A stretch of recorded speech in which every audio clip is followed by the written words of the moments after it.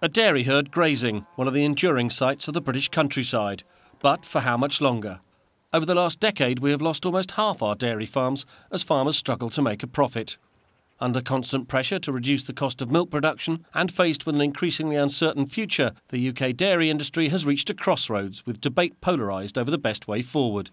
We've got centralised distribution and processing, we've got fewer larger retailers, trying to streamline the whole food supply chain and actually now trying to drive down cost of production right through that chain and pushing pressure back onto dairy farmers. And essentially it's our market and the way in which our product is sold and distributed that's probably the key problem for us. Some farmers are now considering investing in huge American-style mega-dairies where cows are kept by their thousand and milked intensively.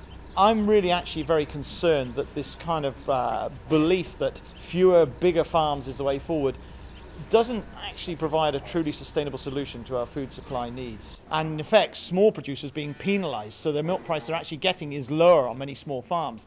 So I do think that mega dairies actually, first of all, economically will disadvantage smaller farmers, but also I think there is a danger that we'll see these cows moving into fewer, bigger farms where they tend to be confined away from the public gaze, and we're actually distancing ourselves further and further from the consumer. However, in a new report, the World Society for the Protection of Animals says that the concept of factory-like giant dairy farms is completely flawed.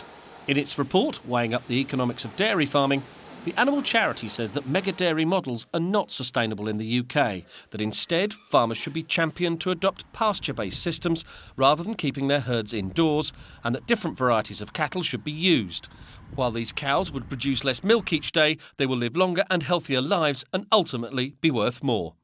Well, the vision that we have at WSPA for the future of the dairy industry is very different, in fact, from the message that we keep hearing again and again about either scaling up or getting out. We believe that there is a third way, a very powerful third way. The report, endorsed by farmers, economic experts and successful businesswoman Deborah Meaden, outlines how small-scale pasture-based farming can make up to 5p more per litre, regardless of milk price and market value.